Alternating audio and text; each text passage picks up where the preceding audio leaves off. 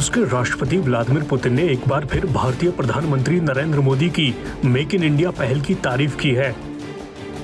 उन्होंने कहा है कि घरेलू उद्योगों को आगे बढ़ाने के लिए रूस भारत जैसे अपने भागीदारों की सफलता से सीख ले सकता है। पुतिन ने मंगलवार को एक कार्यक्रम में ये बात कही।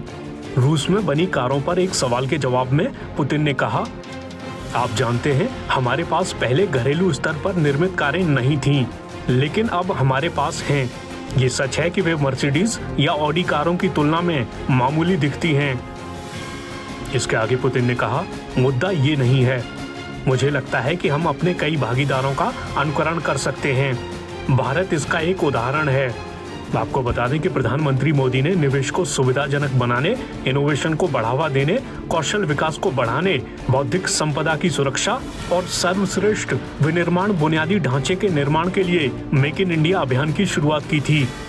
इस बारे में रूसी राष्ट्रपति ने कहा, वे भारत में बने वाहनों के इस्तेमाल पर ध्यान केंद्रित कर रहे हैं।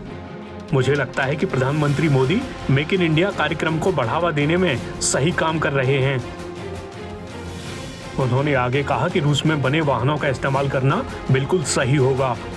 पुतिन ने कहा, हमारे पास रूस में बने वाहन हैं, हमें उनका इस्तेमाल करना चाहिए। ये बिल्कुल ठीक है।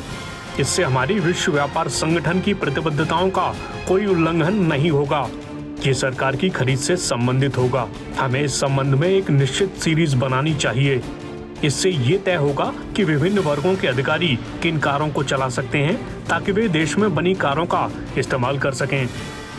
पुतिन ने भारत, पश्चिम एशिया, यूरोपीय आर्थिक गलियारे यानी IMEC पर भी प्रतिक्रिया देते हुए कहा कि ये किसी भी तरीके से रूस को प्रभावित नहीं करेगा, बल्कि इससे रूस को फायदा ही होगा।